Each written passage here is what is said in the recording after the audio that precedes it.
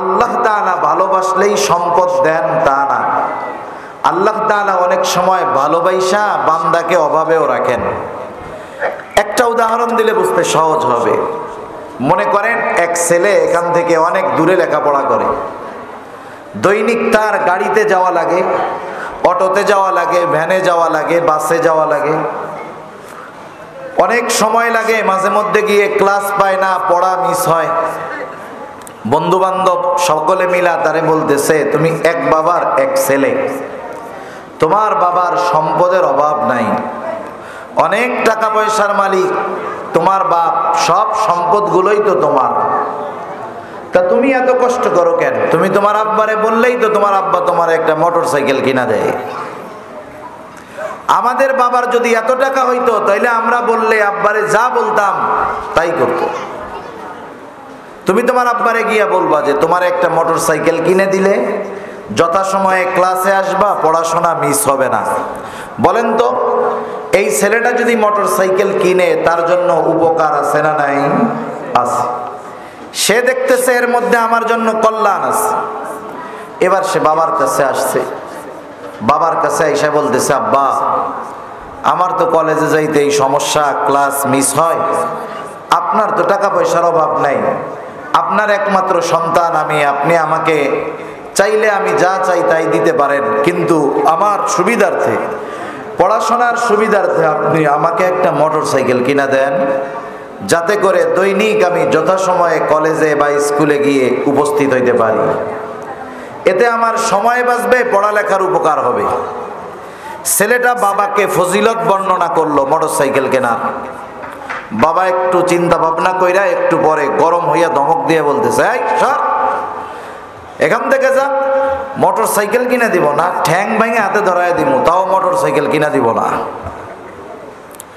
এখন বলেন তো, ওই মুহূর্তে যখন ছেলেটা বাবার কাছে এত আবেগ দরদ নিয়ে জিনিসটা চাইলো, বাবা যখন তাকে ফিরায় দিল, ছেলের খুব ভালো লাগছে। সে মনে করছে বাপ আমাকে ভালোবাসে না, কিন্তু আসলে বাস্তবতা ভিন্ন। বাপ চিন্তা করছে ছেলে তো আমার একটা, লেখাপড়া যা করে করুক, কিন্তু এই ছেলে যদি মইরা যায় মোটর সাইকেলের অ্যাক্সিডেন্ট কইরা, ট্রাকের সাথে ধাক্কা লাগবে না, নসিমনের সাথে ধাক্কা লাগলে উইড়া 50 হাত দূরে চলে যাবে। তো এই ছেলে যদি মরে যায়, আমার বংশের বাতি শেষ, প্রদীপ জ্বালানোর বাতি জ্বালানোর আর কেউ থাকবে না। বাবা এই চিন্তা করে ছেলেরে ধমক দিয়া মোটর সাইকেল দেয় নাই। এখন বলেন তো, ছেলে আবেগ দরদ ভালোবাসা নিয়ে চাইলো, বাপ যে দিল না, এটা কি কৃপণতা অথবা ভালো না বাসার কারণে নাকি বেশি ভালোবাসার কারণে? এজন্য আল্লাহ তাআলা বান্দাকে অনেক সময় দেন না মোহাব্বত ভালোবাসার কারণে। ছেলে যেমন পাওয়ার মধ্যে দেখতেছে কল্যাণ, বাপ দেখতেছে বড় ক্ষতি। আমরা চিন্তা করি এটা পাওয়ার মধ্যে কল্যাণ, অথচ আল্লাহ তাআলা জানে এটার মধ্যে বড় ক্ষতি, এজন্য আল্লাহ তাআলা দেন না। তা যাই হোক, যে কথার থেকে এত কথা বললাম, যে আল্লাহ তাআলা দিয়েও পরীক্ষা নেন, না দিয়েও পরীক্ষা নেন। এটা যারা বুঝে তো ভালো, কিন্তু যারা না বুঝে তারা কি মনে করে? আল্লাহ তাআলা বলেন, ফাআম্মাল ইনসানু ইযা মাবতালাহু রাব্বুহু ফাআকরামাহু ওয়া না'আমা ফায়াকুলু রাব্বি আকরামান।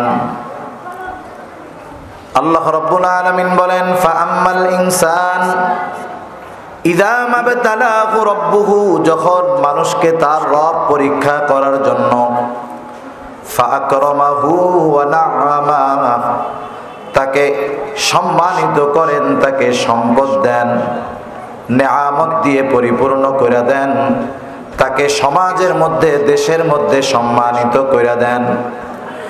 এই লোকটা তখন বলে, ফায়াকুলু রাব্বি আকরামান, আমার রব আমাকে সম্মানিত করেছে, আমার রব আমাকে সম্মানিত করেছে। এই মানুষটাই যখন পুনরায় আবার পরীক্ষার সম্মুখীন হয়, রিজিক দিয়ে যখন আল্লাহ তাআলা পরীক্ষা নিল, সে মনে করে আল্লাহ তাআলা ভালোবাসতেছে, এটাকে সে পরীক্ষা মনে করে না। আবার আল্লাহ তাআলা যখন তার রিজিক সিনায়া নিয়া রিজিকের মধ্যে সংকীর্ণতা দিয়ে পুনরায় তাকে পরীক্ষা নেন, তখন এই লোকটা কি বলে? আল্লাহ তাআলা বলেন, ওয়া আম্মা ইযা মাবতালাহু ফাকাদারা আলাইহি রিজকাহু ফায়াকুলু রাব্বি আহানান। আল্লাহ রাব্বুল আলামিন বলেন, ওয়া আম্মা ইযা মাবতালাহু ফাকাদারা আলাইহি রিজকাহু, যখন তার রব তাকে পরীক্ষা নেওয়ার জন্য তার রিজিক সংকীর্ণ কইরা দেন, সম্মান কমায়া দেন, সম্পদের মধ্যে সংকীর্ণতা আনয়ন করেন, এই লোকটা তখন বলতে থাকে ফায়াকুলু রাব্বি আহানান, যে আমার রব আমাকে অপমানিত করেছে।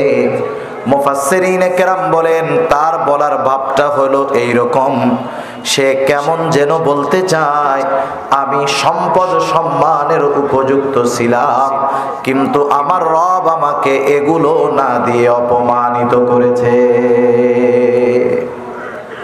সে সম্পদ সম্মান বঞ্চিত হওয়ার কারণে অভিযুক্ত করে কাকে? ঘুম আসছে মনে হয়, নাকি কথা বুঝেন না? কথা বুঝতেছেন? কথা না বুঝলে সমস্যা, আমার বইলেও কষ্ট, আপনাদের শুনেও সময় নষ্ট।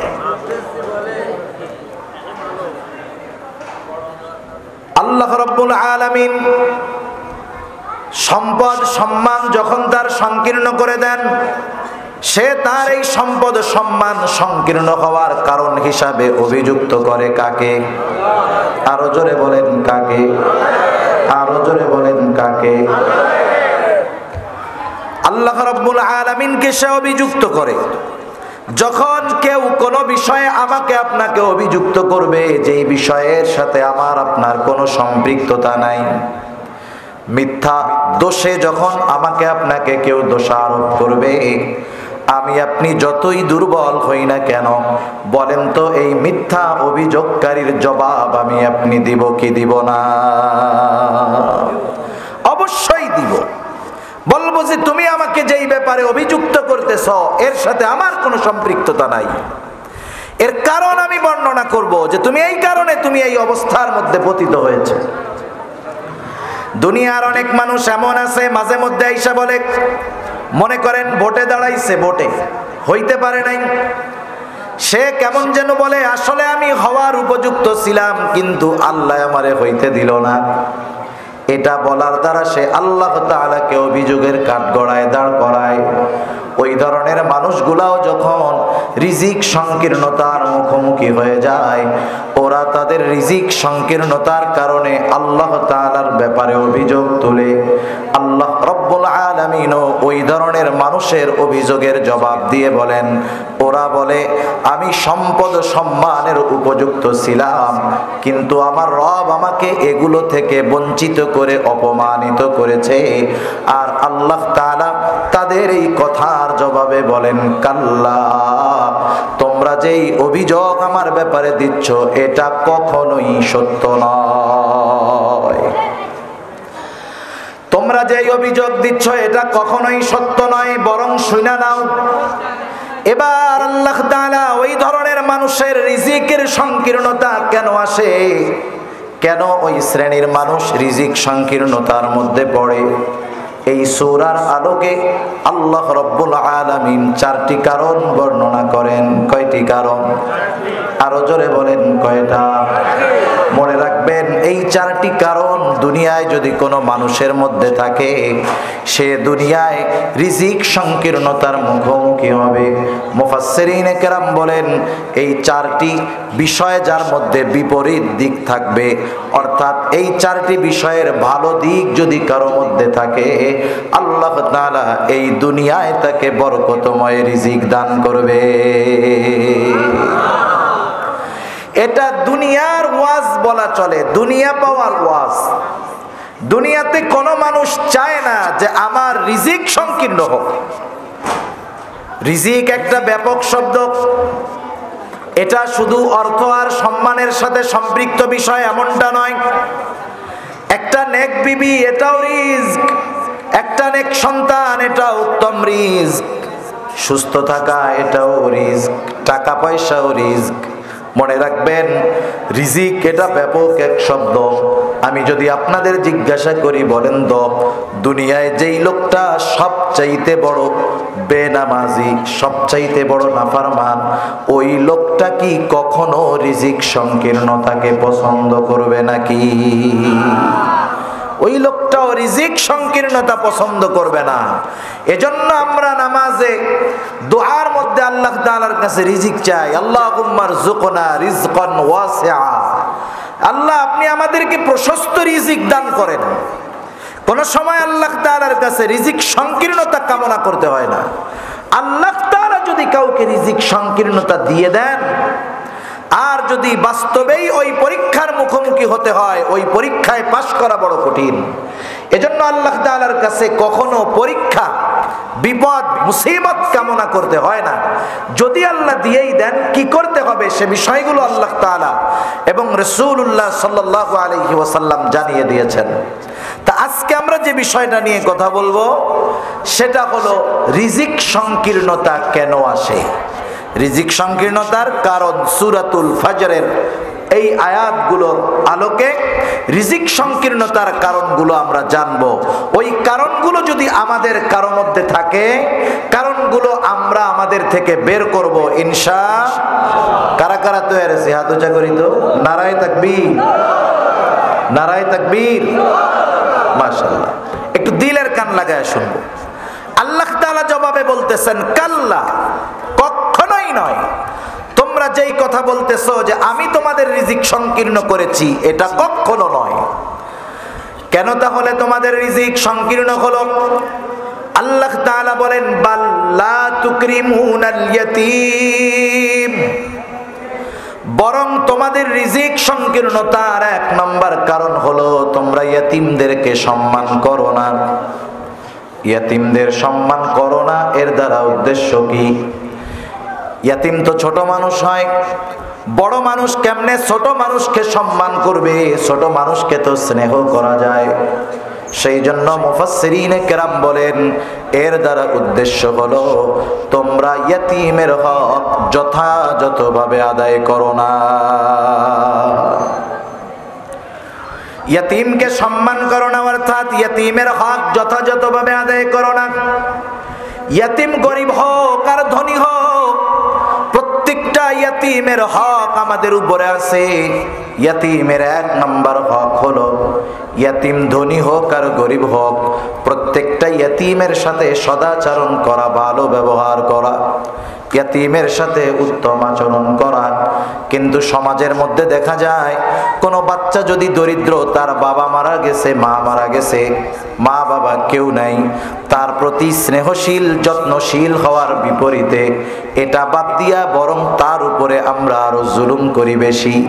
ইয়াতীম বাচ্চা, মা বাবা দুনিয়ায় নাই, একটু দুষ্টু হতে পারে, আমরা তো আমাদের সন্তানগুলাকে চোখে চোখে রাখার পরেও, এত আদর যত্ন গাইড দেওয়ার পরেও, শিক্ষক রাইখা শিক্ষা দেওয়ার পরেও উল্টা পাল্টা করে কি করে না?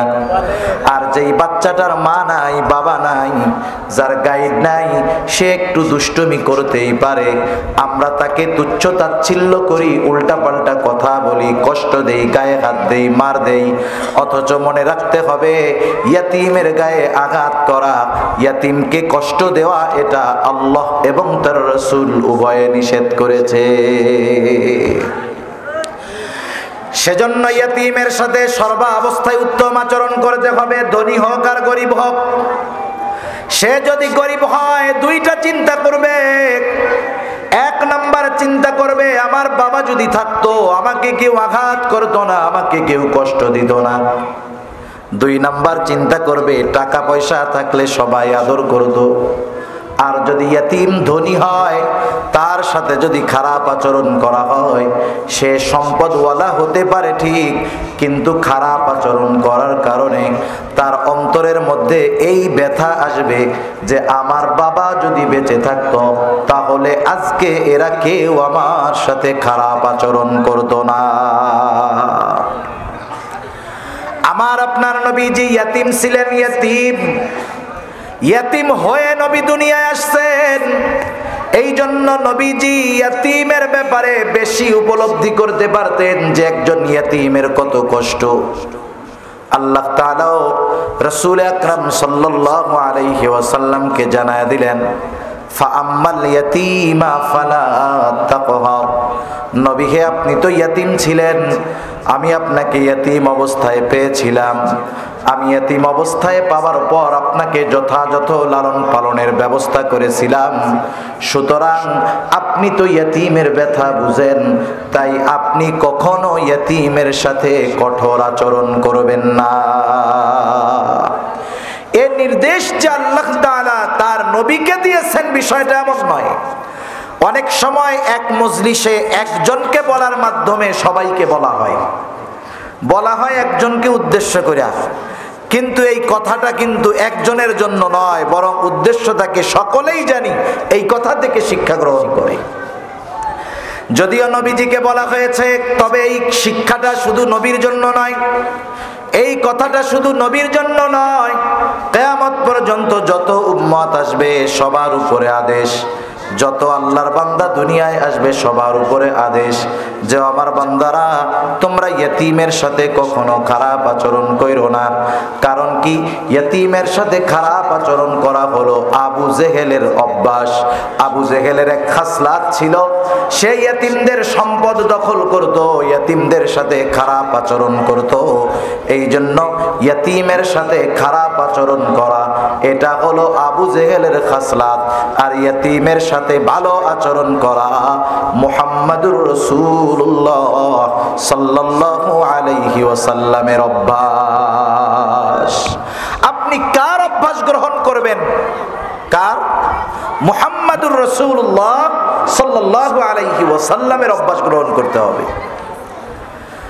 রাসূলুল্লাহ সাল্লাল্লাহু আলাইহি ওয়াসাল্লামের কাছে একজন লোক আসছে, আয়েশা বলে, ইয়া রাসূলুল্লাহ, আমার হৃদয়টা কঠোর হয়ে গেছে, আমার অন্তর, আমার দিলটা শক্ত হয়ে গেছে, আমার একটা আমল শিখিয়ে দেন, যে আমলের দ্বারা আমার হৃদয়টা কোমল হবে। এখন তো এমন এক জামানা, আমাদের হৃদয়ের কঠোরতা এত বেড়েছে, সন্তান তার বাবাকে খুন করতে দ্বিধাবোধ করে না, ঠিক কিনা বলে? মানুষ আর একটা মানুষকে হত্যা করতে দ্বিধাবোধ করে না, বরং কঠোরতা এত বেশি, অন্যায়ভাবে হাজার হাজার মানুষকে ওই ইসরায়েলেরা বোমা নিক্ষেপ করে হত্যা করে ফেলতেছে। মানুষটা তো থামাবে বহু দূরের কথা, একদল মানুষ তাদেরকে আরো সাপোর্ট দিতেছে, বলতেছে মার মার, আরো মার, এরা মরলে কোনো অসুবিধা নেই। মানুষের দিলের কঠোরতা এত বাড়ছে, মায়া মোহাব্বত দূর হয়ে গেছে। নবীর জামানায় সাহাবী আয়েশা বলতেছে যে আমার দিলটা শক্ত হয়ে গেছে, ইয়া রাসূলুল্লাহ, আমল শিখায়া দেন, কি করলে আমার দিলটা নরম হবে। নবীজি সাল্লাল্লাহু আলাইহি ওয়াসাল্লাম বলতেছে, শোনো, আমসিহ রাসাল ইয়াতীম ওয়া আত'ইমিল মিসকিন, তুমি ইয়াতীমের মাথায় হাত বুলায় দাও আর মিসকিনকে খানা দাও, আল্লাহ তাআলা তোমার দিলটাকে নরম বানায় দিবে। সুবহানাল্লাহ। যার দিল নরম, এর প্রতি মানুষের মহব্বত, ভালোবাসা কম না বেশি? যার হৃদয়ের মধ্যে কঠোরতা আছে, মানুষ তাকে মহব্বত করে না, মানুষ তাকে ভালোবাসে না, তাকে রুক্ষভাষী বলে, কঠোর হৃদয়ের লোক বলে। কিন্তু লোক যত কালো হোক, দেখতে যেমনই হোক, তার যদি দিলটা নরম হয়, দিলটা কোমল হয়, তার ভাষাটাও কোমল হয়, নরম হয়, মানুষ তার কাছে আসে। এই নরম স্বভাবের কারণে মানুষ তাকে মহব্বত করে। নবীজি বলছে, ইয়াতীমের মাথায় হাত বুলায় দাও। তাহলে ইয়াতীমকে সম্মান করার এক নাম্বার অর্থ হলো ইয়াতীমের সাথে সদাচরণ করা। 2 নাম্বার, যদি ইয়াতীমের অভিভাবক হওয়ার মতো সুযোগ থাকে, ইয়াতীমের অভিভাবক হওয়া। কেউ যদি কোনো ইয়াতীমের অভিভাবকত্ব গ্রহণ করে, তার জন্য কত ফজিলত। একটা মানুষ একজন ইয়াতীমকে নিজের ঘরে রাখলো, খাওয়াইলো, বড় বানাইলো, লেখাপড়া শিখাইলো, ইয়াতীমের অভিভাবক হয়ে গেল। নবীজি বলেন, কি ফজিলত শুনা নাও, আনা ওয়া কাফিলুল ইয়াতীম কাহাতাই জান্নাতাইনি ফিল জান্নাহ। নবীজি বলেন আমি আর ইয়াতীমের অভিভাবক জান্নাতের মধ্যে পাশাপাশি অবস্থান করব। এই কথা বলার পর নবীজি এই দুইটা আঙ্গুল দিয়া ইশারা করলেন, বুঝাইলেন এই দুইটা আঙ্গুল যেমন পাশাপাশি, আমি আর ইয়াতীমের অভিভাবক এই রকম জান্নাতে পাশাপাশি থাকব। হতে পারে একজন মানুষ একটা ইয়াতীমের পূর্ণ দায়িত্ব নিতে পারবে না, আংশিক দায়িত্ব নেওয়া তো যায়। একজন যদি আইসা মাদ্রাসায় বলে হুজুর আমি একটা ইয়াতীমের সারা বছর যেই পোশাক লাগে সেই পোশাকের খরচ অথবা পোশাক আমি বানায়া দিব। আর একজন যদি আইসা বলে হুজুর যতটুকু তেল পানি সাবান দরকার হয় আমি দিব। আর একজন যদি আইসা বলে হুজুর চিকিৎসার যা খরচ আমি দিব। আর একজন যদি আইসা বলে হুজুর আমার তো অ্যাবিলিটি নাই, ওর যে কয় জোড়া জুতা লাগে স্যান্ডেল লাগে আমি কিনা দিব। আমাদের উচিত কোনো না কোনোভাবে হলেও একটা ইয়াতীমের আংশিক অভিভাবকত্বের দায়িত্ব যদি গ্রহণ করতে পারি, আশা করা যায় কিয়ামতের দিন জান্নাতের ফয়সালা যখন ইনশাআল্লাহ পাওয়া যাব, নবীজির সাথে জান্নাতে থাকার সুযোগ হয়ে যাবে। নবীর সাথে জান্নাতে থাকতে পারা এর চাইতে আনন্দের আর কিছু হতে পারে না। রাসূলুল্লাহ সাল্লাল্লাহু আলাইহি ওয়াসাল্লামের কাছে একজন গ্রাম্য সাহাবী আসছেন। গ্রামের কিছু কিছু মানুষ আছে তাদের সরলতার কারণে আমরা তাদেরকে অনেক সময় মূর্খ বলি। মূর্খ আসলে মূর্খতা নয়, এটা হলো তাদের সরলতা। নবীজি আর একজনের সাথে কথা বলতেছেন। স্বাভাবিক নিয়ম হলো আপনি যখন কারোর সাথে কথা বলেন আর একজন এসে আপনাকে জিজ্ঞাসা করবে না, কথা বলবে না, প্রশ্ন করবে না, এটাই নিয়ম। কথা শেষ হবে এরপরে প্রশ্ন করা হবে। কিন্তু নবীজি আর একজনের সাথে কথা বলতেছে। গ্রাম্য সাহাবী নবীজির কাছে আইসা প্রশ্ন করতেছে, ইয়া রাসূলুল্লাহ মাতাস সাআহ। নবীজি কথা বলতেছে, সে আইসা প্রশ্ন করতেছে মাতাস সাআহ, হে আল্লাহ কখন হবে? তার প্রশ্নের ভাব এমনটা ছিল যে সে গাঠি গুঠি নিয়ে কিয়ামতের জন্য অপেক্ষা করতেছে। মনে করেন যখন আপনারা ঢাকায় যান, ঢাকায় যাওয়ার সময় কাউন্টারে গিয়ে যখন টিকিট কাটেন কখন? ঢাকায় যাওয়ার জন্য প্রস্তুত যখন, ঠিক কিনা বলেন? গাড়ি হলো 10:30টায়, 10:40 বেজে গেছে, আপনি তো যাওয়ার জন্য প্রস্তুত না? কাউন্টার মাস্টারে যায় কি বলেন, গাড়ি আসবে কখন? এই যে জিজ্ঞাসার ভাব, এটার দ্বারা কি আমি রেডি হয়ে বসে আছি, 10 মিনিট পার হয়ে গেল এখনো গাড়ি আসে না কেন? মূল কথা হলো এইটা, ঠিক না? প্রশ্নের ভাবে বোঝা যাইতেছে লোকটা কিয়ামতের জন্য অপেক্ষা করতেছে, কখন কিয়ামত আসবে। নবীজি আরেকজনের সাথে যখন কথা শেষ হয়ে গেল, এবার জিজ্ঞাসা করতেছেন ওই লোকটা কোথায় যে আমাকে এই প্রশ্ন করছে? লোকটা বলে, ইয়া রাসূলুল্লাহ আমি এই প্রশ্নটা করেছি। কিছু সময় কিছু প্রশ্ন করার পরে ওই প্রশ্নের জবাব দেওয়ার আগে প্রশ্নকারীর ব্যাপারেও উত্তর যিনি দিবেন তার অন্তরে আরেকটা প্রশ্ন জাগ্রত হয়ে যায়। রাসূলুল্লাহ সাল্লাল্লাহু আলাইহি ওয়াসাল্লাম তার প্রশ্নের জবাব দেওয়ার আগে উল্টা এবার তারে প্রশ্ন করতেছে। অনেক সময় কিছু প্রশ্ন শুনলে এরকম আসে, যেমন এক মজলিসের মধ্যে আমরা বসা আছি, অনেক উলামায়ে কেরাম, আমাদের ঢাকার বড় একজন আলেম বসা। উনি যখন গেছেন আশেপাশের সব উলামায়ে কেরামের আগমন ঘটছে। রুমের মধ্যে দরজা আটকায় দিয়া উলামায়ে কেরামের সাথে কিছু গুরুত্বপূর্ণ কথা উনি আলোচনা করতেছেন। দরজায় যিনি পাহারায় বা খাদেম আছেন বলছে, এখন কাউরে আর ঢুকতে দিও না, আমরা একটু জরুরি কথা বলতেছি। তা একটা লোক এসে খালি দরজা টুকাইতেছে, বারবার দরজার মধ্যে আওয়াজ করতেছে। কি ব্যাপার? বলতেছে আমার এই বড় হুজুরের সাথে একটু দেখা করতে হবে, কথা বলতেই হবে। তার বলার ভাব এরকম যে এমন কিছু জানতে চায় যা তার জীবনের জন্য খুব উপকারী। খাদেম আইসা ওই হুজুরকে বলতেছে, হযরত একজন তো খুব বারবার করতেছে, গুরুত্বপূর্ণ বিষয় মনে হয় আপনার কাছে জানতে চায়, একটু সুযোগ দিলে ভালো হয়। এবার ওই লোকটা আসছে, ভাব সব দেখে বোঝা যাইতেছে এটা পশ্চিম দিকে শুক্রবারেও উবুত হইয়া পড়ে না। কিছু মানুষ আছে না যে সারা সপ্তাহ না পড়ে, না পড়ুক শুক্রবারে তো পড়ে, আছে না এরকম?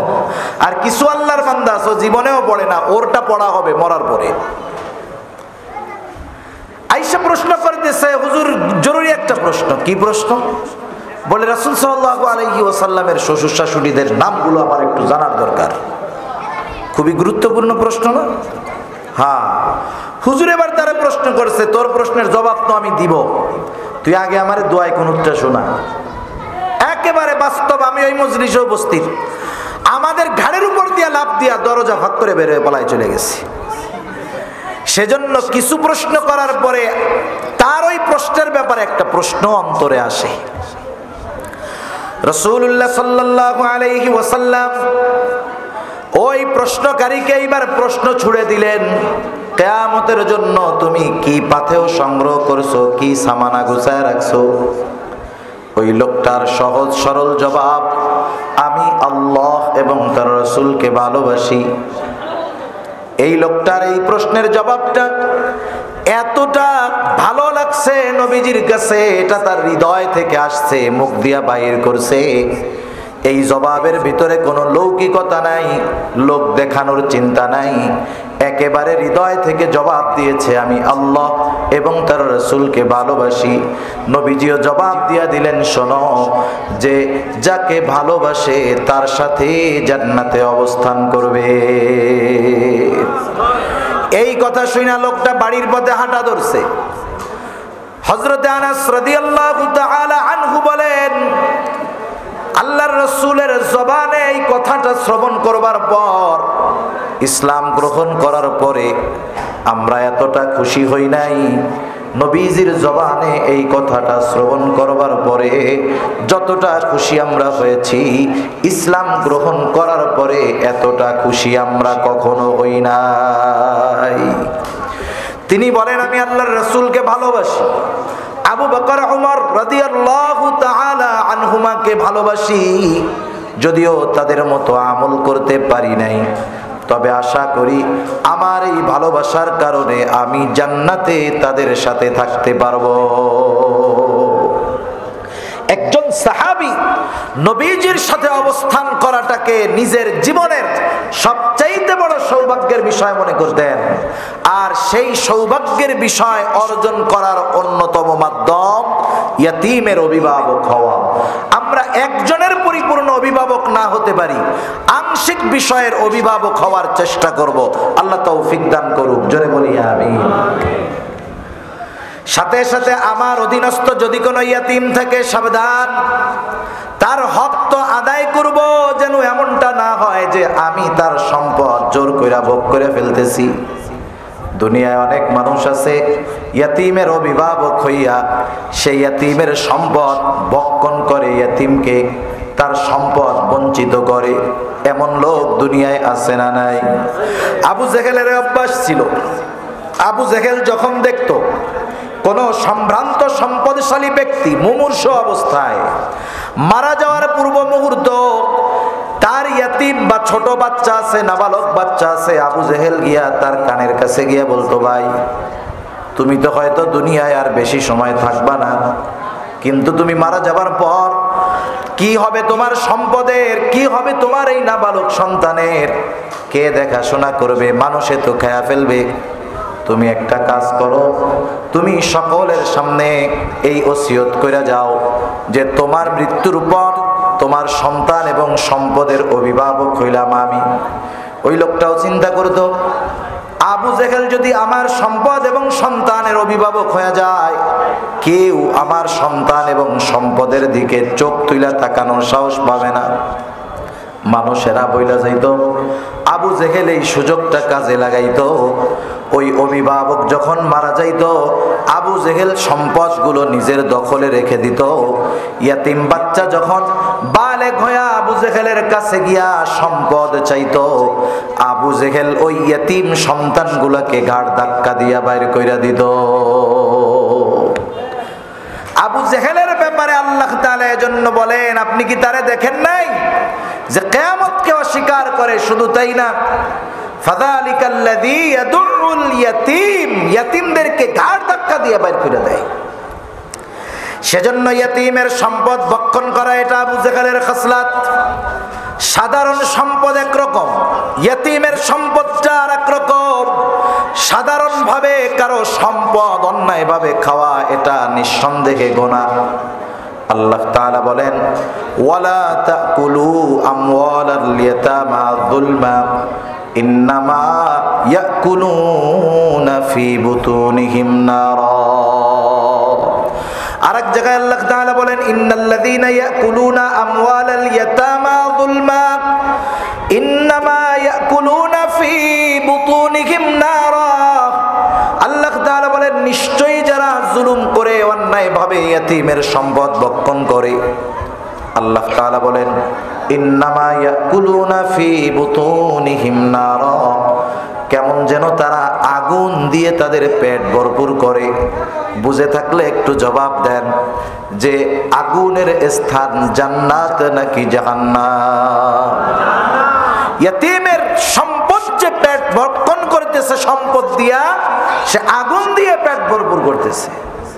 এজন্য আল্লাহ তাআলা বলেন, ওয়াসায়াসলাউনা সাঈরা, অচিরেই তাকে জাহান্নামে নিক্ষেপ করা হবে, তার আবাসস্থল হবে জাহান্নাম।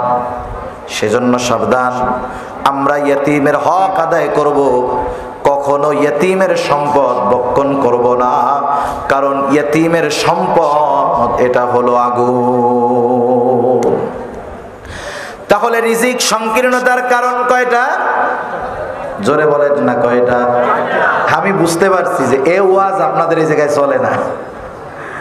আমি বুঝতে পারি কিছু জিনিস যে কোন জায়গায় কোন ওয়াজ চলে, কারণ আমার তো মানুষ নিয়ে কারবারি। কি নিয়ে কারবারি? মানুষ নিয়ে কারবারি। এজন্য যখন বুঝি যে আমি যা বলতেছি আমি মানুষকে এই কথাগুলা গ্রহণ করাইতে পারতেছি না, এটা আমার ব্যর্থতা। আপনাদের কোনো সমস্যা নাই, হয়তো কথাগুলো অন্য কেউ যদি আর একটু সুন্দরভাবে বলতে পারতো, তাদের কথা হয়তো আপনি নিতে পারতেন। আমি যখন বুঝতেছি যে আমি আপনাদের কথা দিতে পারতেছি না, তখন আমি ওই এলাকার থেকে মাপ চাইয়া বাড়ি। আর এদিকে প্রোগ্রামের কোনো সুযোগ আমার নাই, কারণ আমি যে কারণে এত দাওয়াত দিয়ে টাকা পয়সা খরচ করে আমারে নিচ্ছে যে মানুষ কিছু দিনই কথা শুনবে, মানুষ কিছু জীবনের পরিবর্তন করবে। যখন আমি বুঝতে পারলাম আমার দ্বারা এই দায়িত্ব পালন হচ্ছে না, তখন জোর কইরা খাওয়াইতে যাওয়া এটা জুলুমের মতো। এজন্য আমি আপনাদের জুলুম করব না, অল্প সময়ের মধ্যে শেষ করে দেবো ইনশাআল্লাহ। আপনাদের অ্যাক্টিভিটি, আপনাদের অ্যাটেনশন আমাকে বারবার মেসেজ দিচ্ছে, হুজুর কাজ হচ্ছে না, এ ওয়াজ চলবে না, এ ওয়াজ চলবে না। কিন্তু আমি আবার বুঝতেছি যে কোনটা দরকার সেটা আবার আমার মধ্যে নাই। বুঝেন নাই? সেটা আমার মধ্যে নাই, এরও আমার ব্যর্থতা। তা যাই হোক,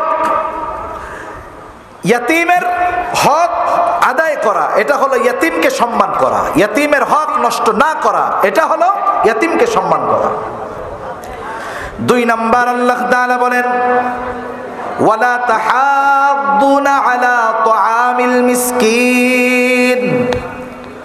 আল্লাহ তাআলা বলেন যে তোমরা মিসকিনকে খানা দিতে উৎসাহ প্রদান করো না। এখানে আল্লাহ তাআলা 2টা গুণের দ্বিতীয় গুণটা উল্লেখ করেছেন। কারণ কি? কারণ যার মধ্যে দ্বিতীয় বিষয়টা পাওয়া যায় তার মধ্যে প্রথম বিষয়টা এমনিতেই থাকে। এ কথাটা বোঝার জন্য একটা মিসাল দিলে সহজ হবে। মনে করেন এক গ্রামে কেউ লেখাপড়া শিখে নাই, একটা ছেলে কোনো মতে গিয়ে গ্রাম থেকে শহরে গিয়ে লেখাপড়া শিখছে। আগের মুরব্বী মানুষ যারা আছে এখনো অনেকে মনে করে ম্যাট্রিকার আইয়া পাস এটা হলো দেশের সর্বোচ্চ শিক্ষা, যে আইয়া পাস করছে সে দেশের সর্বোচ্চ শিক্ষিত মানুষ। এখনো অনেক অঞ্চলের অনেক মুরব্বীদের ধারণা এটা। এখন একটা ছেলে শহরে গিয়ে লেখাপড়া করে বিসিএস ক্যাডার হয়ে গেছে, বিসিএস কমপ্লিট করছে। বাংলাদেশের শিক্ষা ব্যবস্থায় সর্বোচ্চ শিক্ষিত ব্যক্তি যিনি বিসিএস ক্যাডার তিনি। এরপরে বাংলাদেশে আর পড়াশোনার সুযোগ নাই। কেউ যদি ডক্টরেট করে, এমফিল করে, এটা ভিন্ন বিষয়। মনে করেন তিনি বিসিএস ক্যাডার, ঢাকা ভার্সিটি থেকে অনার্স মাস্টার্স কমপ্লিট করে এখন বিসিএস ক্যাডার হয়েছেন, সরকারি বড় চাকরি পেয়েছেন।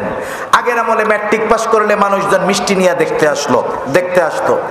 তা এখন ওই ছেলেটা বাড়িতে আসছে, এলাকার সব মানুষ জড়ো হয়ে গেছে যে আমাদের এলাকার সর্বোচ্চ শিক্ষিত ছেলেটা বাড়িতে আসছে। দলে দলে মানুষ তাকে দেখতে আসছে, সবাই দেখাশোনা করে টরে চলে গেছে। এক মুরব্বী বসে আছে পাশে। সবাই চলে যাওয়ার পরে এইবার মুরব্বী ছেলেটার কাছে আইসা বলতেছে, বাবা তুমি নাকি অনেক বড় শিক্ষিত শুনলাম, তা তুমি কি লেখাপড়া করছো, কোথায় লেখাপড়া করছো? বলতেছে, চাচা আমি ঢাকা ভার্সিটি থেকে অনার্স মাস্টার্স কমপ্লিট করছি, সাথে সাথে আলহামদুলিল্লাহ বিসিএস ক্যাডার হয়েছি, সরকারি চাকরিও একটা পাইছি। এবার চাচা ছেলেটারে জিজ্ঞাসা করতেছে, বাবা তুমি বিসিএস ক্যাডার বুঝলাম, অনার্স মাস্টার্স কমপ্লিট করেছো বুঝলাম, কিন্তু বাবা তুমি কি আইয়া পাস করছিলা? কথাটা বুঝেন নাই? এখন বলেন তো, কাউকে যদি প্রশ্ন করেন যে আপনি কি লেখাপড়া করেন, সে যদি বলে আমি মাস্টার্স শেষ করছি, আপনার কি এখন তারে প্রশ্ন করা সাজে যে আপনি কি 5-এ পিএসসি পাস করছেন, জেএসসি পাস করছেন, আপনি কি এসএসসি পাস করছেন, এইচএসসি পাস করছেন, আপনি কি অনার্স কমপ্লিট করছেন? এই প্রশ্ন যদি কেউ করে তাকে কি বলবেন? বোকা। তার মানে মানুষ দ্বিতীয় গুণ বলার দ্বারা বা দ্বিতীয় দোষ বলার দ্বারা প্রথম যে আরেকটা বিষয়ে তার মধ্যে আছে এটা বোঝা যায়। যেমন একজন আলেম মুফতি সাহেব, কি সাহেব? মুফতি সাহেব। মুফতি সাহেবরে যদি কেউ এসে প্রশ্ন করে আপনি কি মৌলানা হইছেন, তাহলে প্রশ্ন কি হবে? বোকার মতো। যে বলবে যে আমি মুফতি, বুঝতে হবে সে মৌলানা হইছে, এরপরে মুফতি হইছে। আল্লাহ তাআলা এই জায়গায় দ্বিতীয় দোষ বর্ণনা করছেন যে তোমাদের রিজিক সংকীর্ণতার দ্বিতীয় কারণ হলো তোমরা অপরকে মিসকিনদের খাদ্য দানে উৎসাহ দাও না। তার মানে বলেন তো, যে নিজে খাবার দেয় সেই তো আরেকজনকে বলবে মিসকিনদের খাওয়াও, আর যে খাওয়ায় না সেই তো আরেকজনকে উৎসাহ দেয় না। তার মানে হইল তুমি নিজেও তো মিসকিনদের খাওয়াও না, অপরকেও মিসকিনদের খানা প্রদানে উৎসাহ দাও না। দুইটা বিষয় এই কথার মধ্যে আল্লাহ তাআলা বলছে, তুমি নিজেও খাওয়াও না, অপরকেও খাওয়াও না, খাওয়াইতে উৎসাহ দাও না, বরং অন্য কেউ যদি মিসকিনদের খানা খাওয়াইতে যায় তুমি উৎসাহ তো দেওয়া বহুদূর, নিরুৎসাহিত করো। খানা খাওয়ানো এটা সাধারণভাবে ফজিলতের কাজ। ধনী হোক কোটিপতি হোক, একজন গরিব মানুষও যদি একজন কোটিপতিকে খানা খাওয়ায়, বলেন তো ফজিলত আছে না নাই? রাসূলুল্লাহ সাল্লাল্লাহু আলাইহি ওয়াসাল্লামের কাছে একজন লোক আসছে, আসার পরে জিজ্ঞাসা করতেছে, ইয়া রাসূলুল্লাহ আইয়ুল ইসলামি খায়র, ইসলামের মধ্যে সর্বোত্তম আমল কোনটা? নবীজি ছিলেন উম্মতের রূহানি ডাক্তার, এই জন্য একই ধরনের প্রশ্ন যদি বিভিন্ন ব্যক্তি করত, ওই ব্যক্তির অবস্থার আলোকে নবীজি প্রশ্নের জবাব দিতেন। নবীজি এই লোকের এই প্রশ্নের জবাবে বললেন, তুতঈমুত তাআম ওয়া তাকরাউস সালাম আলা মান আরাফতা ওয়া মান লাম তারিফ, তুমি মানুষকে খানা খাওয়াও আর পরিচিত অপরিচিত সবাইকে সালাম দাও। নবীজি বললেন তুমি মানুষকে খানা খাওয়াও, কোনো স্তর বিন্যাস করেন নাই, ক্লাসিফিকেশন করেন নাই। নবীজি বলছেন মানুষরে খানা খাওয়াও। একজন গরিবও যদি আল্লাহর সন্তুষ্টির জন্য একজন কোটিপতিকে খানা খাওয়ায়, বলেন তো ফজিলত আছে না নাই? সেই জন্য খানা খাওয়ানো সাধারণভাবে ফজিলতের কাজ, যদি সেটা মানুষের কাছ থেকে পাওনার আশায় না হয়। আমাদের সমাজেও খানা খাওয়ানোর প্রচলন আছে, কিন্তু এগুলোর মধ্যে আল্লাহর সন্তুষ্টি উদ্দেশ্য নয়। একটা হলো মানুষকে দেখানো উদ্দেশ্য, আর একটা হইল 200 টাকার খানা খাওয়াইয়া 1000 টাকা পাওয়ার উদ্দেশ্য। আমাদের সমাজে বিবাহ অনুষ্ঠান সহ এই ধরনের অনুষ্ঠানে খানা খাওয়ানোর অন্যতম টার্গেট, চিন্তা করে বিজনেসটা খুব ভালো, 2 লাখ খাটাইলে 5 লাখ নগদে উঠে আসে। দোকানে বাকি যায়, কিন্তু পাবলিক লজ্জার ঠেলায় দাওয়াতের টাকা বাকি রাখে না, নগদেই দেয়। তাহলে এই ব্যবসা খুব ভালো না? হায় হায়, চিন্তা করে দেখেন। অথচ খানা খাওয়াইতে হবে কার জন্য? জোরে বলেন না কার জন্য? ধনীরে খাওয়ান, গরিবরে খাওয়ান, বিবাহের অনুষ্ঠানে খাওয়ান, আল্লাহর জন্য খাওয়ান। আমাদের দেশে অনেক সময় মানুষ মইরা গেলে খানা খাওয়ায়। ওলামায়ে কেরাম কিছু বিষয়ের দিকে খেয়াল কইরা এইটা মানা করে। আফসোস, আমার এমন লোকের ঘটনা জানা আছে, বাপ বাড়িতে পড়ে আছে 5-6 বছর, বাবাকে ওষুধ কিনা দেয় নাই, বাবার চিকিৎসা করায় নাই, শহরে থাকে, বাপকে বাড়িতেও নেয় নাই। ছেলে অনেক টাকাওয়ালা, বাপ মারা গেছে, ছেলে বাড়িতে আসছে। 4 দিন না 40 দিন 10টা গরু জবাই কইরা এলাকার মানুষকে খাওয়াইছে। আমারে বলেন তো, আপনারা কি এই কথা কি মানবেন যে এই ছেলেটা বাবার চিকিৎসা করাইলো না, 10টা গরু জবাই দিয়া বাবার নামে খাওয়াইলো, এই খাওয়ানোর মধ্যে কোনো ফজিলত আছে নাকি? কেন খাওয়াইছে? মানুষরা দেখানোর জন্য, অমকের পোলা মরে গেছে, 10 গরু জবাই দিয়ে আমাদের খাওয়াইছে। আর এগুলাও আমাদের সমাজের কিছু মানুষ আছে, এই খাওয়ানোর 3 দিন আগের থেকে পেট খালি রাখে, দাঁত ধার দেয়, যাই খাইতে হবে না। এই খাবার যদি কেউ খায়, ওর রুহানিয়াত দূর হয়ে যাবে অন্তর থেকে। এই ধরনের খানা খাওয়ানোর মধ্যে কোনো ফজিলত নাই। খানা যদি একমাত্র আল্লাহর জন্য খাওয়ানো হয়, এর মধ্যে ফজিলত আছে। এখন থেকে এই জন্য নিয়ত করবেন, বিবাহ দিচ্ছেন পোলারে, আত্মীয় স্বজনকে দাওয়াত দিয়া খাওয়াইবেন, ভালো কথা। কিন্তু দাওয়াত দেওয়ার সময় সাহাবায়ে কেরামের এই আদর্শটা মনে রাখবেন। সাহাবায়ে কেরাম মানুষদেরকে খানা খাওয়াইতো।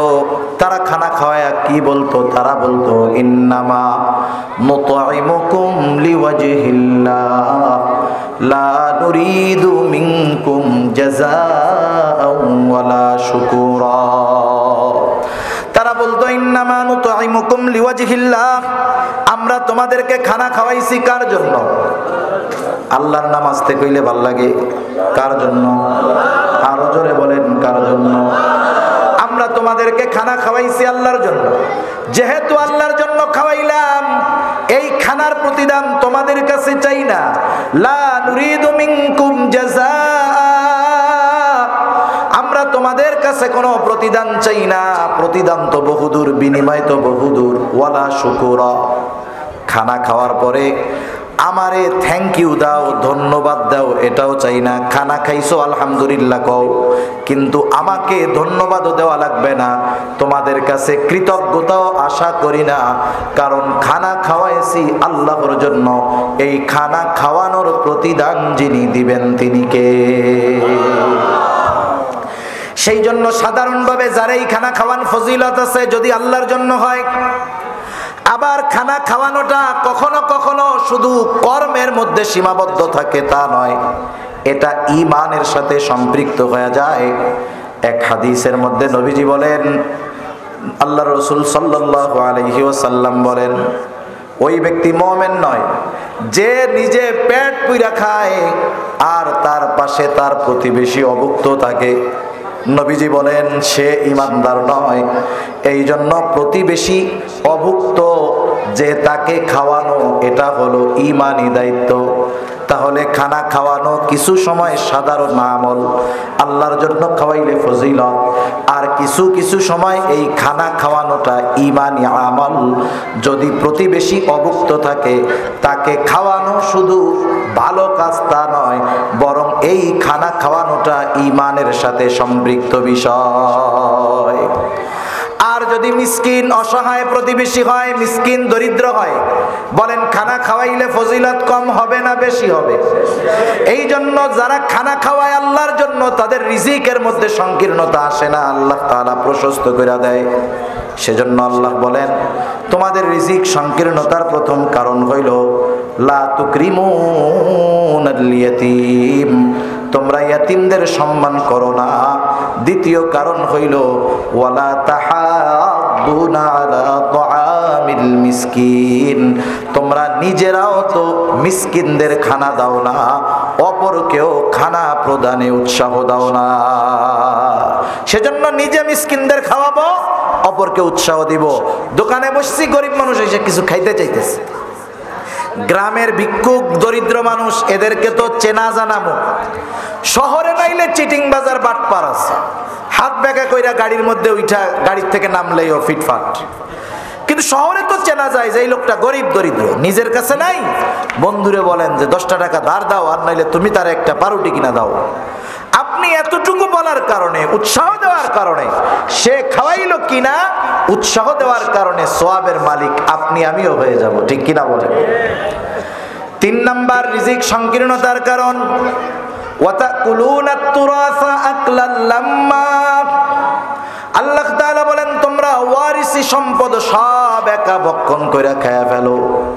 ওয়ারিসি সম্পদ, আমাদের দেশে অনেক মানুষ আছে বোনদের হক নষ্ট করে, ভাইদের হক নষ্ট করে, ফুফুদের হক নষ্ট করে।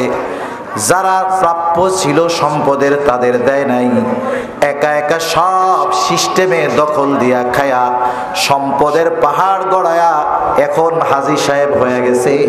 এমন আল্লাহর বান্দা, বান্দার হক নষ্টকারী হাজী সাহেব দুনিয়ায় আছে না? না,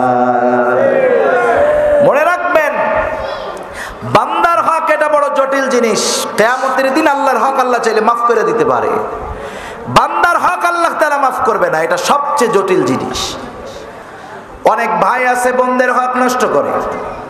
বাবা মারা গেছে, মনে করেন 2 ভাই বা 1 ভাই 2 বোন। বাবা মারা যাওয়ার পরে বড় ভাইয়ের উপরে কিছু দায়িত্ব আছে, দায়িত্বগুলো সে পালন করবে। কি করবে? বাপ মারা গেছে, বাবার কাফন দাফনের ব্যবস্থা করবে। বাবা যদি ঋণ থাকে ঋণগুলাকে সে পরিশোধ করবে, বাবার সম্পদ থেকেই করবে। বাবার যদি সম্পদ না থাকে সন্তান নিজের সম্পদ থেকে ঋণগুলো পরিশোধ করবে। এখন হয়তো কেউ বলতে পারে বাবার ঋণ আমি কেন শোধ করব? প্রশ্ন আসে কি আসে না? আপনাদের এইসব ওয়াজ দরকার নাই তো? কথা কর না কেন? নাকি গান শুনতে ভালো লাগবে? গজল শোনামো? কি অবস্থা দুনিয়ার! টাকা পয়সা খরচ করে হুজুরাই না ওয়াজ শুনে আপনারা যদি নিজের দুনিয়াবি কল্যাণ, আখিরাতের মুক্তির কিছু পথ না পান, এগুলো যদি ভালো না লাগে তাহলে তো অবস্থা কিন্তু ভালো না, মনে রাখেন।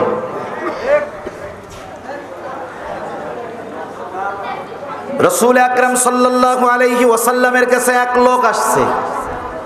প্রশ্ন ছিল, আমি আমার বাবার ঋণ আমার গাঁঠের টাকা দিয়া কেন শোধ করব? প্রশ্ন যদি আসে, জবাব হলো, এক লোক নবীজির কাছে আসছে। আসার পরে বলতেছে, ইয়া রাসূলুল্লাহ, আমার ছেলে আমার হক আদায় করে না। নবীজি বললেন, এইবার ছেলেটারে তুমি, একটা ছেলে আইসা নবীর কাছে অভিযোগ দায়ের করতেছে, ইয়া রাসূলুল্লাহ, আমার বাবা আমার সম্পদ যেখানে মন চায় ব্যয় করে। আল্লাহর রাসূল এবার বললেন, আগামীকাল তুমি তোমার বাবাকে নিয়ে আমার কাছে আসবা। এবার ছেলেটা বাবাকে নিয়ে নবীজির কাছে গেল। এবার নবীজি জিজ্ঞাসা করতেছে, কি ব্যাপার? তুমি তোমার ছেলের সম্পদ যেখানে মন চায় সেখানে ব্যয় করো, কি করো? এইবার ওই লোকটা বলতেছে, ইয়া রাসূলুল্লাহ, আমি তার এই সম্পদগুলো নিয়ে তার ফুফু, তার আত্মীয় স্বজন, আমার নিকট আত্মীয়, তাদেরকে দেই, অন্য কোনো কাজে ব্যয় করি না।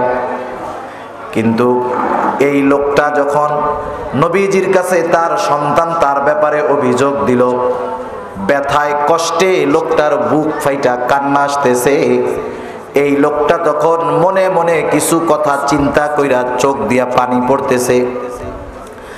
এবার নবীজি সাল্লাল্লাহু আলাইহি ওয়াসাল্লামের কাছে আয়েশা জিবরাইল আলাইহিস সালাতু ওয়াস সালাম জানায় দিলেন, ইয়া রাসূলুল্লাহ, এই লোকটা কান্না করে আর মনে মনে এই কথাগুলা চিন্তা করতেছে, আপনি কথাগুলা তার মুখ দিয়ে শুনেন।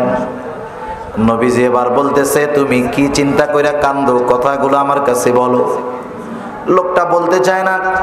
নবীজি বলেন, তুমি বলো আমার, নাইলে আল্লাহ জানায় দিবে কিন্তু। এইবার লোকটা বলতেছে, ইয়া রাসূলুল্লাহ, আমি যেই কথা অন্তরে চিন্তা করতেছি আপনি নিশ্চয়ই জানা যাইতে পারবেন।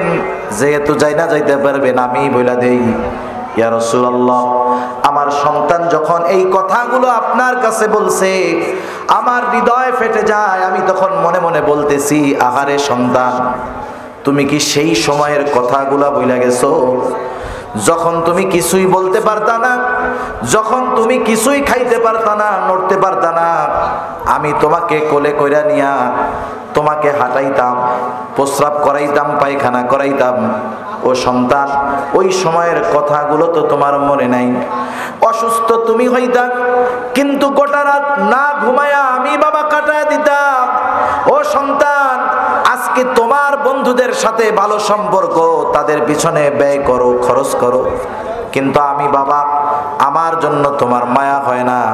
তুমি তোমার একজন প্রতিবেশীর সাথে যতটুকু ভালো আচরণ করো ততটুকুও আমার সাথে করো না। এই কথাগুলো আমি ভাবতেছিলাম। নবীজির আর বুঝতে বাকি নাই এই সন্তানের হালত কি।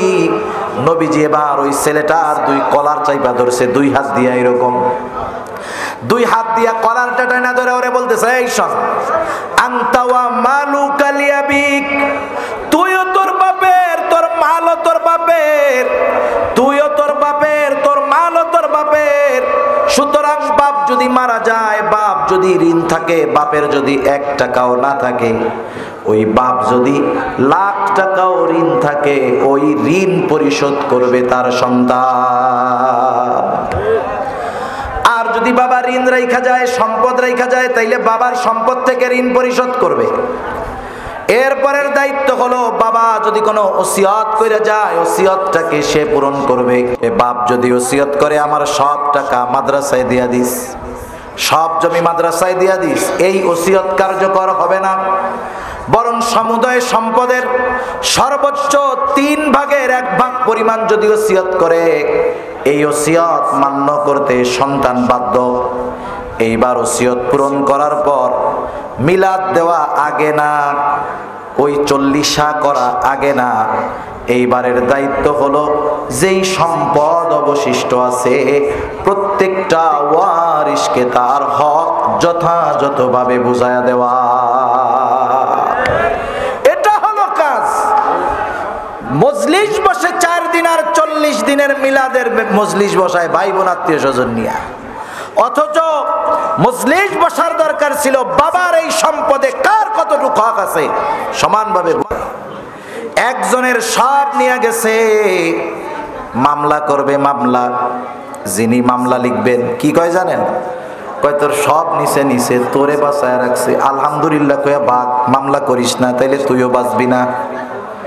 দুনিয়ায় মাজলুম, জুলুমের শিকার হওয়ার পর যখন সমাজপতিদের কাছে গিয়া ন্যায় বিচার পায় না, বিচারালয়ে গিয়া ন্যায় বিচার যখন পায় না, বলেন তো ওই মাজলুম তার এই বিচার কার কাছে দেয়? মনে রাখবেন, কোন মাজলুমের বিচার যদি আল্লাহর কাছে চলে যায়, এটা কিন্তু বড় কঠিন জিনিস। এজন্য নবীজি বলেন, তোমরা মাজলুমের বদদোয়াকে ভয় করো, কারণ তার মাঝে আর আল্লাহর মাঝে কোনো পর্দা নাই। এই মাজলুম দোয়া করার সাথে সাথে কবুল করে কে? দুনিয়ার মাজলুম যারা, আমরা আপনারা অনেকে হয়তো আছেন, আমরা যারা দুনিয়ায় ন্যায় বিচার পাই নাই, যারা ন্যায় বিচার পায় নাই, তারাও সেই দিন ন্যায় বিচার পাবেন। এইবার আল্লাহ তাআলার কাছে এসে বিচার দিবে। আল্লাহ, যেই লোকটা পাহাড় পরিমাণ নেক নিয়ে জান্নাতে যাওয়ার জন্য অপেক্ষমান, ওকে জান্নাতে যাওয়ার অনুমতি দেওয়ার পূর্বে ওর ব্যাপারে আপনার কাছে আমার কিছু অভিযোগ আছে। এইবার লোকটা হয়তো বলবে, আল্লাহ দুনিয়ায় আমার সম্পদ জোর করে নিছে, আমার লোকবল ছিল না, ধনবল ছিল না, ন্যায় বিচার পাই নাই, আল্লাহ আজকে কি ন্যায় বিচার পাবো না? এবার আল্লাহ তাআলা বলবে, অবশ্যই ন্যায় বিচার পাইবা। দেখবেন দুনিয়ার যারা বড় বড় গডফাদার, ধরা খায় ছোট একটা নিয়া, যখন একটা বাইর হয় একের পর এক অপরাধ বের হতে থাকে।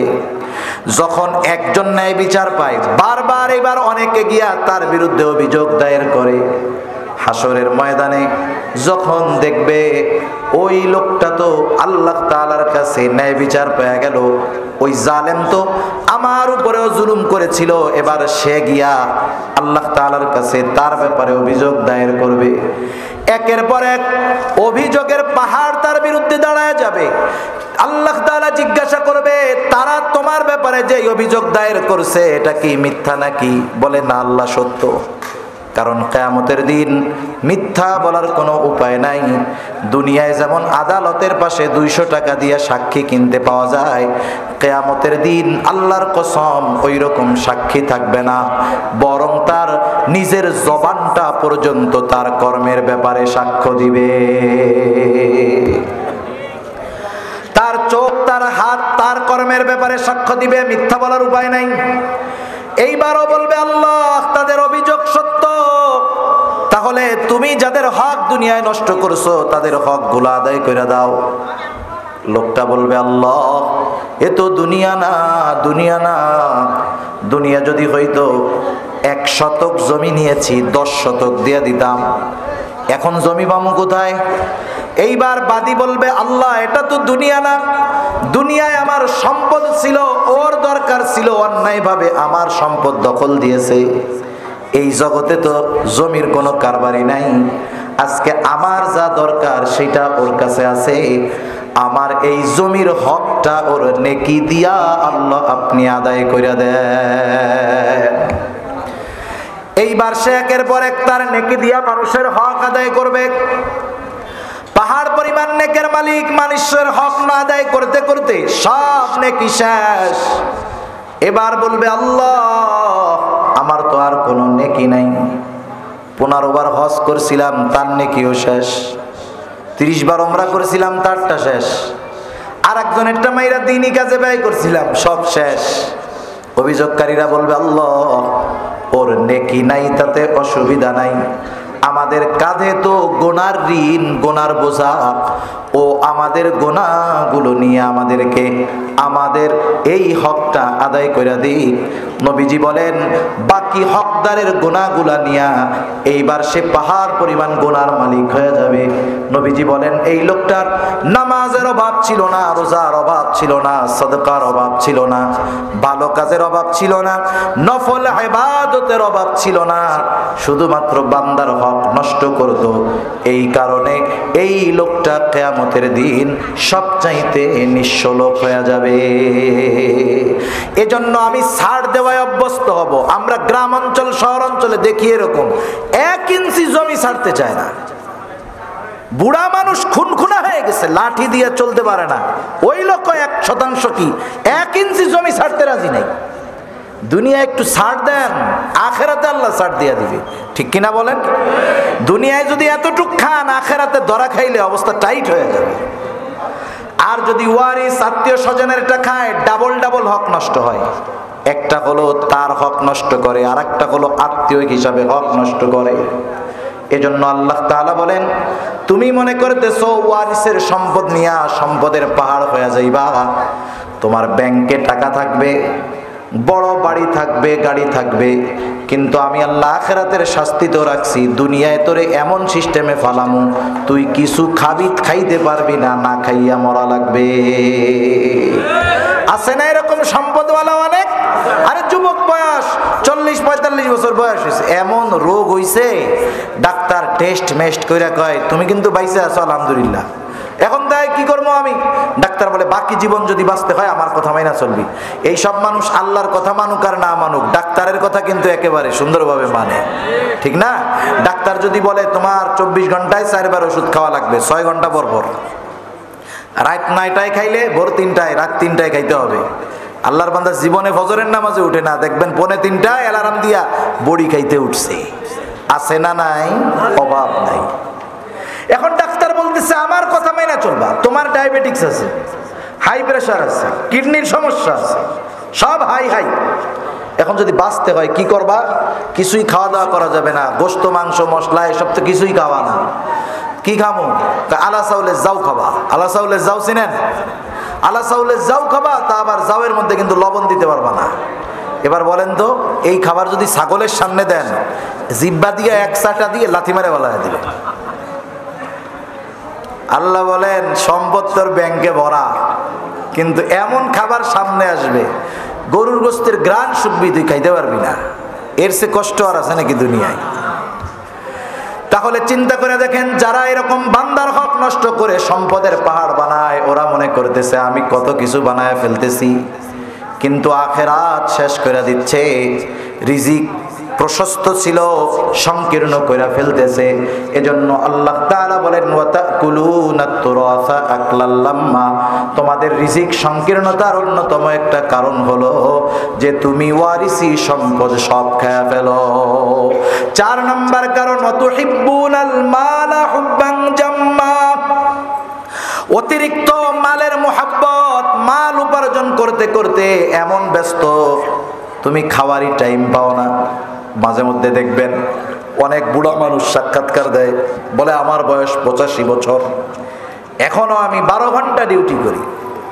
সে তার উপার্জনের পিছনে ব্যয় করতেছে হায়াত, নেক কাজের পিছনে করে নাই। সে কিন্তু খাইতে পারে না, কয়দিন পরে মরলে সব ওর পোলাপান উড়ায় ফেলবে, ঠিক কিনা বলে? এটা একটা হতে পারে। আর একটা হতে পারে উপরের যে অপরাধগুলো, দুনিয়ার সব অপরাধ অন্যায় মানুষ দুনিয়ার মহব্বতে করে। যে সুদ খায় আখেরাতের জন্য নাকি দুনিয়ার মহব্বতে? আরে জোরে বলেন না, কিসের মহব্বতে? যে ঘুষ খায় দুনিয়ার মহব্বতে না আখেরাতের মহব্বতে? যারা মারামারি কইরা মানুষকে মেরে ফেলে, অন্যায় ভাবে মামলা দিয়া মানুষদেরকে জেলের মধ্যে বইরা রাখে, আখেরাতের জন্য নাকি দুনিয়ার জন্য? মূল কথা, মূল উসুল হইল, প্রত্যেকটা গুনাহ নিয়ে যদি আপনি চিন্তা করেন, আল্লাহর কসম প্রত্যেকটা গুনাহর পিছনে কিছু না পাওয়া যাক, যেই জিনিসটা পাওয়া যাবে সেটা হলো দুনিয়ার মহব্বত। এজন্য আল্লাহ তাআলা কেমন যেন জানায় দেন, তুমি দুনিয়ার মহব্বতে এতটা গাফেল হয়েছো, সব কিছু ক্ষতিগ্রস্ত হয়ে যাচ্ছে, টের পাও না। এজন্য নবীও বলেন হুব্বুদ দুনিয়া রাসু কুল্লি খাতিআ, দুনিয়ার মহব্বত সকল গুনাহের মূল। দুনিয়ায় চলার জন্য যতটুকু দরকার উপার্জন করতে আল্লাহ মানা করেন নাই। দিনকে ঠিক রাইখা কেউ যদি দুনিয়া কামাই করে, হালাল পথে কোটিপতি হয়, সম্পদের যাকাত দেয়, ভালো কাজে ব্যয় করে, মানা নাই। তবে দিনকে বাদ দিয়া দুনিয়া যে উপার্জন করছে সে আসলে কিছুই পায় নাই, কারণ সে আখেরাতে যাবে খালি হাতে। দুনিয়ার কষ্ট তো থাকবেই। আল্লাহ তাআলা সেজন্য বলেন যে তোমরা ইয়েতিমের হক আদায় করো, মিসকিনদের খানা দাও, ওয়ারিসদের হক যথাযথভাবে আদায় করো, আল্লাহর মহব্বত অন্তরে ঢুকাও, দুনিয়ার মহব্বত বাইর করো, রিজিক প্রশস্ত হয়ে যাবে। আর যদি ওই কাজগুলো ব্যতিক্রম করো, ইয়েতিমের হক নষ্ট করো, মিসকিনদের খানা দাও না, ওয়ারিসি সম্পদ সহ মানুষের হক খায়া ফেলো, দুনিয়ার মহব্বতে লিপ্ত হয়ে যাও, আল্লাহ তাআলা জানায় দেন রিজিক সংকীর্ণ হয়ে যাবে। সেজন্য আমরা চাই আমাদের রিজিক প্রশস্ত হোক। কারা কারা চাই? নারায়ে তাকবীর, নারায়ে তাকবীর। মাশাআল্লাহ, হাত নামাই। তাহলে ইয়েতিমদের হক আদায় করব, বলেন ইনশাআল্লাহ, জোরে ইনশাআল্লাহ। মাদ্রাসার ইয়েতিম যাবে, আমরা আদর করব, মাথায় হাত বুলায় দেব। নবীজি দিল নরম হয়ে যাবে, নবীজি জানায় দিয়েছেন। মিসকিন অসহায় আছে, যা আছে তাই খাওয়াবো। ওয়ারিস যারা আছে সম্পদ বুঝাইয়া দিব, দিয়ে দেওয়ার পরে আচরণ আবার ওইরকম করব না, সব তো নিয়েই গেছো আইসুকা, এরকম করবেন। বরং থাকতে যত মহব্বত করতেন, দেওয়ার পরে আরো বেশি মহব্বত করবেন। আল্লাহ রাসূল এক হাদিসের মধ্যে বলেন, রিজিক বাড়াইতে চাও, হায়াত বাড়াইতে চাও, যে কাজগুলো করবা এর মধ্যে একটা হলো আত্মীয়র হক আদায় করো, আল্লাহ তাআলা রিজিক হায়াতে বরকত দিয়ে দিবে, সুবহানাল্লাহ। আর একটা হলো দিনকে প্রাধান্য দিব আগে, আর দুনিয়া উপার্জন করব হালাল পথে। আল্লাহ সুবহানাহু ওয়া তাআলা এই 4 বিষয়কে খেয়াল রেখে আমাদেরকে এই বিষয়গুলো আমলে পরিণত করার তৌফিক দান করুন। সবাই বলি আমিন। ওয়া আখিরু দাওয়ানা আলহামদুলিল্লাহি রাব্বিল আলামিন। আসসালামু আলাইকুম ওয়া রাহমাতুল্লাহি ওয়া বারাকাতুহু। আল্লাহুম্মা সাল্লি আলা মুহাম্মাদিন ওয়া আলা আলি মুহাম্মাদ কামা সাল্লাইতা আলা ইব্রাহিম وعلى آل إبراهيم إنك حميد مجيد اللهم بارك على محمد وعلى آل محمد كما باركت على إبراهيم وعلى آل إبراهيم إنك حميد مجيد কথাগুলো মনে থাকবে তো ইনশাআল্লাহ যা কইছি কিচ্ছু মনে রাখার দরকার নাই শুধু এতটুকু মনে থাকবে যে আমরা এখন থেকে ইয়েতিমদের তো মহব্বত করি আরো বেশি করব ইয়েতিমদের কোনো একটা বিষয়ের অভিভাবক হইলেও হওয়ার চেষ্টা করব মিসকিন অসহায়রে খানা দিব অল্প দেই 5 টাকা দিয়ে একটা রুটি কিনা দেই দিব ঠিক আছে না ইনশাআল্লাহ আরেকটা বিষয় যখন ফিরায়া দিব নাই কাছে উত্তম কথার দ্বারা ফিরায়া দিব নবী বলেন উত্তম কথাও সাদকা সাথে সাথে ওয়ারিসদের সম্পদ দিয়ে দিব বোনরা যদি সম্পদ নিয়ে থাকে এতকাল যদি খারাপ আচরণ করে থাকি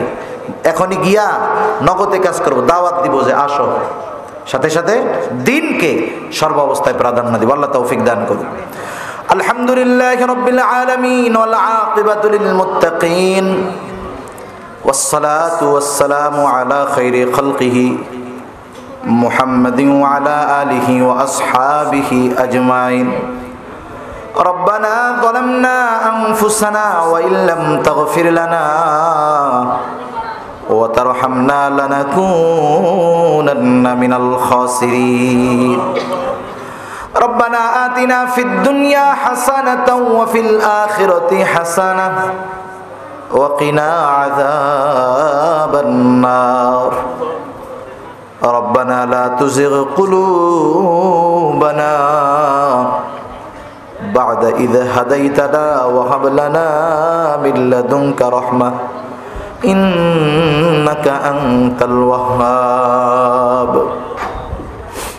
ওগো আল্লাহ গভীর রাত পর্যন্ত দিনই আলোচনা করার পর গুনাহ মাখা হাত আমরা তুলে ধরেছি আল্লাহ আয় আল্লাহ রাত যত গভীর হয় দুনিয়ার মানুষের দরজাগুলো বন্ধ হয়ে যায় আর রাত যত গভীর হয় আপনার রহমতের দুয়ার তত উন্মোচিত হয় আল্লাহ আল্লাহ আমরা গুনাহগার আপনি গফফার আমরা গুনাহ করতে ভালোবাসি আল্লাহ আপনি ক্ষমা করতে ভালোবাসেন আল্লাহ আমরা যে যেখান থেকে হাত উঁচু করেছি আল্লাহ আপনি আপনার গফুর গফফার রহিম রহমান নামের ওসিলায় প্রত্যেকের বিগত জীবনের সকল প্রকার গুনাহগুলো আল্লাহ আপনি মাফ করে দেন আল্লাহ আমাদের আত্মীয় স্বজন যারা বেঁচে আছে মাফ করে দেন যারা দুনিয়া ছেড়ে চলে গেছে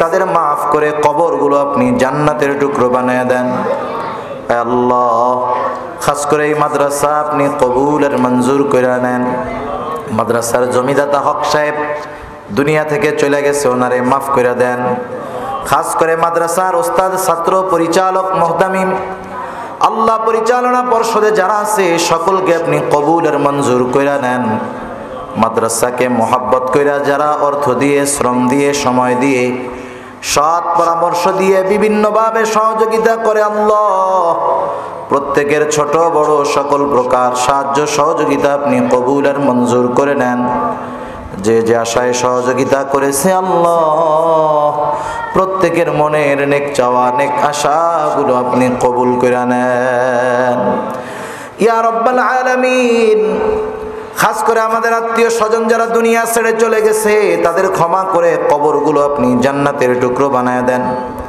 আয় আল্লাহ আমরা যারা হাত উঁচু করেছি আমাদের মধ্যে হয়তো অনেকের মা নাই অনেকের হয়তো বাবা নাই অনেকে হয়তো নিজের হাতে মোহাব্বতের মা বাবাকে কবরে শোয়া রাখছে আল্লাহ দুনিয়ার অপর প্রান্তে আমেরিকার খবর মুহূর্তের ভিতরে পাওয়া যায় দেখা যায় 3 হাত মাটির নিচে মোহাব্বতের মা বাবার কবরের খবর জানাও যায় না দেখাও যায় না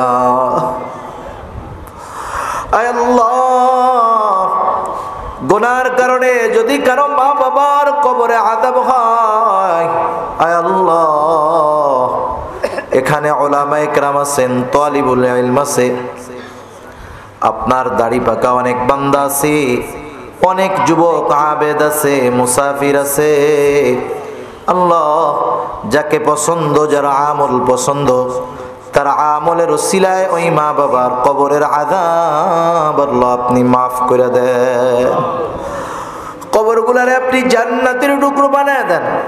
কিয়ামতের দিন হিসাব সহজ করে জান্নাতের ব্যবস্থা আল্লাহ আপনি করে দিয়েন। যাদের মা বাবা বেঁচে আছে, সুস্থ দীর্ঘ নেক হায়াত দান করেন আল্লাহ ইয়া রাব্বাল আলামিন। আমাদের স্ত্রী সন্তান আমাদের জন্য চক্ষু শীতলকারী হিসাবে কবুল কইরা নেন। আয় আল্লাহ, যারা অভাবে আছে অভাব দূর করে দেন। যারা ঋণগ্রস্ত আছে ঋণ পরিশোধের তৌফিক আল্লাহ আপনি দিয়ে দেন। হারাম হালাল বেঁচে চলার তৌফিক দেন। হালাল রুজি অন্বেষণের তৌফিক আল্লাহ আপনি দিয়ে দেন। আল্লাহ, আমাদের সবাইকে আপনি রিজিকের মধ্যে প্রশস্ততা দান করেন আল্লাহ। রিজিক সংকীর্ণতা দিয়ে আপনি আমাদের পরীক্ষা নিয়েন না। রিজিক প্রশস্তকরণের আমলগুলো যথাযথভাবে আমাদের করার তৌফিক দেন। বেনামাজিদের নামাজি বানায় দেন। সুন্নাতবিহীন মানুষগুলোরে সুন্নাতওয়ালা বানায় দেন। আয় আল্লাহ, খাস করে এলাকার যত ময় মুরব্বী দুনিয়া ছেড়ে চলে গেছে, আশেপাশে যত কবরস্থান আছে, সকল কবরবাসীর কবরের আযাব হয়ে থাকলে মাফ করে দেন। আয় আল্লাহ, আমাদের অন্তর আপনার এবং আপনার হাবিবের মোহাব্বত দিয়া ভরপুর করে দেন ইয়া রাব্বাল আলামিন। ফিলিস্তিনের মুসলমানদের আল্লাহ আপনি সাহায্য করেন। আয় আল্লাহ, আমরা গুনাহ করতে পারি আল্লাহ। ওই নাবালক মাসুম বাচ্চাগুলোর আর্তনাদ, আয় আল্লাহ, আল্লাহ, আমাদের গুনার কারণে এই মাসুম বাচ্চাগুলোরে আপনি শাস্তি দিয়েন না আল্লাহ। আমরা তো আপনারই গোলাম। আয় আল্লাহ, আপনারই গোলাম, আপনার কাছেই ফিরে যাই। হায় আল্লাহ, আপনি ইসলাম বিদ্বেষী শক্তির সামনে মুসলমানদেরকে লজ্জা দিয়েন না। আয় আল্লাহ, আপনি ওই জালেমদের হেদায়াত দিয়ে দেন। হেদায়াত যদি না থাকে আল্লাহ, তাদের ব্যাপারে আপনি আসমানি ফয়সালা গ্রহণ করেন ইয়া রাব্বাল আলামিন। গোটা দুনিয়ার মুসলমানদেরকে নেক ও এক হওয়ার তৌফিক আপনি দিয়া দেন। মুসলমানদের ভ্রাতৃত্ব বন্ধনকে আপনি অটুট করে দেন। আয় আল্লাহ, মুসলমানদের অন্তরের মধ্যে একে অপরের প্রতি মহব্বত ভালোবাসা জাগ্রত করে দেন আল্লাহ। গাজার মুসলমানদের হেফাজত করেন আল্লাহ। আমরা তো বৈশা আছি আল্লাহ, না জানি তাদের উপরে কি অত্যাচার জুলুম চলতেছে। আয় আল্লাহ, যারা তাদের অত্যাচারে অত্যাচারিত হয়ে দুনিয়া ছেড়ে চলে গেছে, তাদের সকলকে শাহাদাতের মর্যাদা দান করেন। গোটা দুনিয়ায় ইসলামের পতাকা উড্ডয়ন করার ব্যবস্থা আপনি করে দেন ইয়া রাব্বাল আলামিন। আমাদের প্রত্যেককে বারবার মক্কা মদিনা জিয়ারত করার তৌফিক আল্লাহ আপনি দিয়ে দেন আল্লাহ। কার মনে কি চাওয়া জানি না, সকলের মনের নেক চাওয়া নেক আশা আল্লাহ আপনি কবুল আর মঞ্জুর করে নেন। আয় আল্লাহ, মালাকুল মউত কখন মৃত্যুর পরওয়ানা নিয়ে হাজির হয় বলা যায় না। মালাকুল মউত যখন মৃত্যুর পয়গাম নিয়ে হাজির হবে আল্লাহ, আমাদের প্রত্যেকের জবানে আপনি তাওহীদের কালিমা নসিব করে দিয়েন। সাথে সাথে মরতেই যেহেতু হবে আল্লাহ, আমাদের সকলকে শাহাদাতের মৃত্যু নসিব কইরেন। আল্লাহুম্মা রযুকনা শাহাদাতান ফি সাবিলিক ওয়াজআল মাউতি বিবালাদি রাসূলিক। اللهم إنا نعوذ بك من الهم والحزن والعجز والكسل والجبن والبخل وضلع الدين وغلبة الرجال. رب اجعلني مقيم الصلاة ومن ذريتي ربنا وتقبل دعاء. ربنا اغفر لي ولوالدي وللمؤمنين يوم يقوم الحساب. ربنا هب لنا من أزواجنا وذرياتنا قرة أعين وجعلنا للمتقين إماما. رب ارحمهما كما ربياني صغيرا. رب ارحمهما كما ربياني صغيرا. وصلى الله تعالى على خير خلقه محمد وعلى آله وأصحابه أجمعين آمين برحمتك يا أرحم الراحمين.